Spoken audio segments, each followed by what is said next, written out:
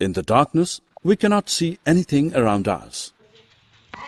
Light is an important aspect of our life. In this lesson, we will study about light, its properties, and its characteristics. Objectives. At the end of this lesson, you'll be able to define light, explain laws of reflection of light, define regular and diffused reflection, discuss the formation of multiple images, describe the working of kaleidoscope, discuss dispersion of light. You look at different things. In this room, you can see the chair, table, and the beautiful vase on the table. Things are visible to us only when the light from the object enters our eyes. This occurs in two ways. Either the object itself emits light or it reflects the light falling on it from another light source.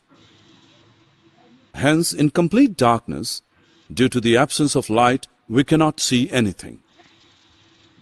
Do you know that light is a form of energy just like sound, but still different from it? We know that sound cannot travel in vacuum. However, light can travel through a vacuum. That is how the light from the sun reaches our planet Earth. If we keep an opaque object in front of the source of light, the path of light is obstructed, thus forming a shadow behind the opaque object. This shows the light travels in a straight line, else we could have seen through the opaque object. The light travels in a straight line. Just as a ball bounces off a wall when we hit it, similarly, the light bounces off objects when it strikes it. The most important fact is that the angle at which the light strikes an object is same as the angle at which it gets reflected. Let us study about it in detail. The reflection of light at a surface obeys the following two laws, which are called the laws of reflection. According to this law, angle of incidence is always equal to the angle of reflection. That is, angle I is equal to angle R. The incident ray, the normal at the point of incidence, and the reflected ray all lie in the same plane. We now know that light falling on an object is reflected. Reflection from a smooth surface like that of a mirror is called regular reflection. Reflection of light from the water surface and highly polished floors are also examples of regular reflections. Images are formed by the regular reflection of light. Diffused or irregular reflection takes place when a ray of light is incident on a surface such as wall or wood, which is not smooth or polished. An image is not formed in this case. In this case, the different portions of the surface reflect the incident light in different directions. The light sent to our eyes by most of the objects we see around us is due to the diffused reflection from their surfaces. One plane mirror gives one image of an object. Can you tell how many images we would obtain with two plane mirrors? Let us perform an activity to know the number of images formed using two plane mirrors. Take two plane mirrors.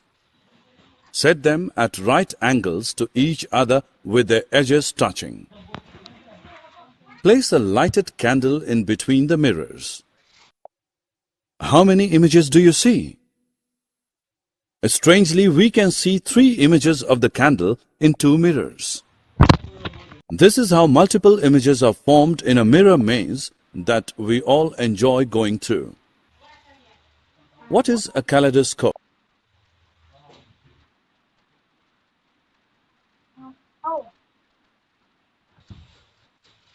As the viewer looks into one end, light entering the other end creates a colorful pattern due to the reflection of the mirrors when rotated. Let us perform an activity to make a kaleidoscope. Get 3 strips of plain mirrors and join them together to form a prism. Fix them in a circular cardboard tube. A cardboard disc should close one end of the tube.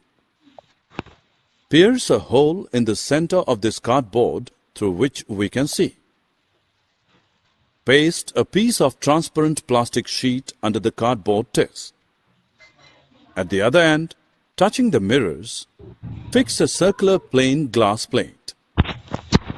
Place on this glass plate several small pieces of colored glass and close this end of the tube by a ground glass plate.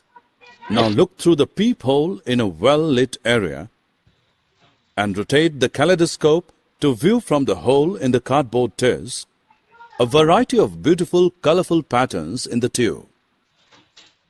What do we observe in the sky after rainfall? Yes, a beautiful multiple-colored rainbow. But where did all these colors come from? We know that the sunlight is referred as white light. When this light passes through glass prism, the light splits into 7 colors. It means that the beam of white light has split up into its constituent colors. Group of these colors represent the spectrum of white light.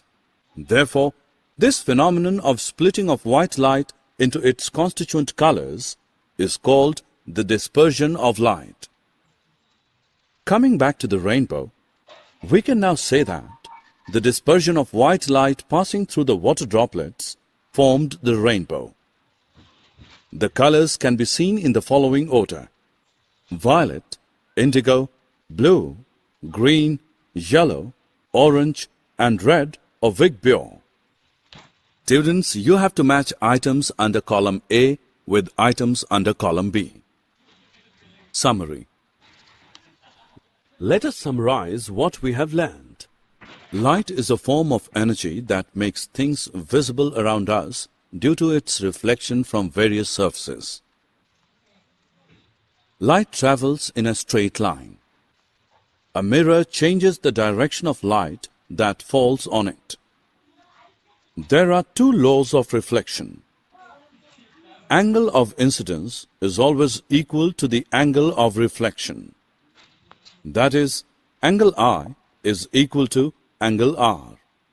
The incident ray, the normal at the point of incidence, and the reflected ray all lie in the same plane.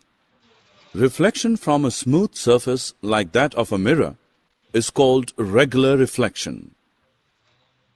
Reflection from a rough surface like that of a wall is called diffused reflection. A kaleidoscope is a tube containing mirrors and pieces of colored glass or pebbles. As the viewer looks into one end, light entering the other end creates a colorful pattern due to the reflection of the mirrors when rotated. The splitting of white light into its constituent color is called dispersion of light.